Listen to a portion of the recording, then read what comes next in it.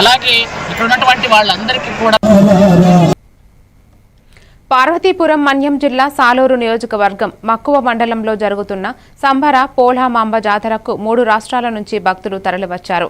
తల్లి సంబర పూలమాంబను కొంగు బంగారంగా కొలిచిన భక్తులు తల్లి దీవెనలతో నమ్మకంతో ఉన్నారు.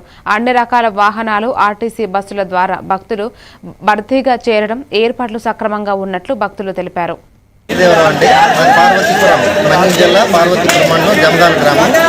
అయితే ప్రతి సంవత్సరం సాలూరు నియోజకవర్గం మక్కువ మండలం శంబర గ్రామంలో జరిగే ఈ సంబర పోలమాంబ జాతరకు రావడం మాకు అలవాటు. ఈ అమ్మవారు అంటే మాకు ఎంతో నిష్ఠతో కూడుకున్న అమ్మవారు, నమ్మకం కలిగిన తల్లి. అందుకే ఇక్కడికి రావడం, ప్రతి ఏటా వచ్చి అమ్మవారిని దర్శించుకోవడం, మా కోరికలు నెరవేరడం మాకు చాలా మంచిగా అనిపిస్తుంది.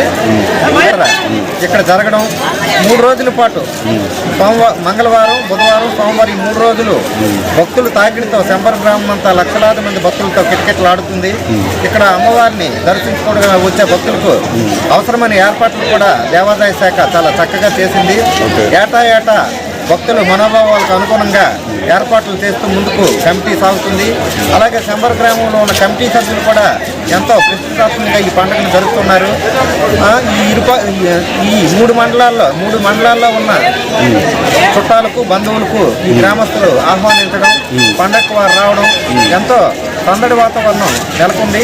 అమ్మవారిని దర్శించుకున్నాం, చాలా సంతోషంగా ఉంది.